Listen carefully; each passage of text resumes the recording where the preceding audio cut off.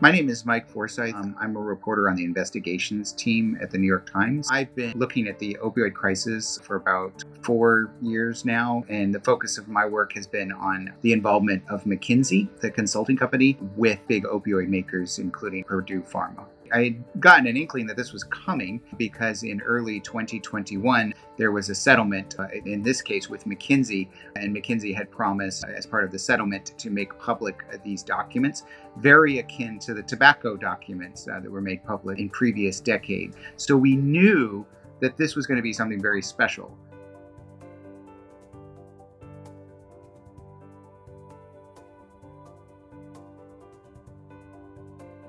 Investigative journalists really live off of documents, many of us do. But a lot of times they're documents that we've used the Freedom of Information Act to acquire, and oftentimes these are highly redacted. These documents were totally different. The quality of the documents is incredible, and by that I mean it's so comprehensive.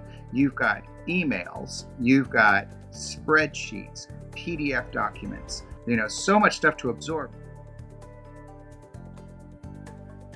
We're able to show the involvement of the ties between McKinsey and the FDA, and just really how things work. One of them, in particular, a several set of documents just showed that it wasn't just Purdue Pharma that McKinsey was working with, but it was also Endo and also Johnson & Johnson. They were working with all the big opioid makers in the United States. And what was fascinating also is in one instance, one of the senior partners working with Purdue was also working with Endo and Opana at the same time, which is, something in the consulting industry you're not supposed to be doing, especially given that McKinsey was also working with the Food and Drug Administration and consulting with them, including with the office that oversaw opioids. So this was just a very rare opportunity to look very deep into an industry that is extremely difficult kind of material for journalists to obtain. Archive helped us achieve our goals in the story by giving us a story, really.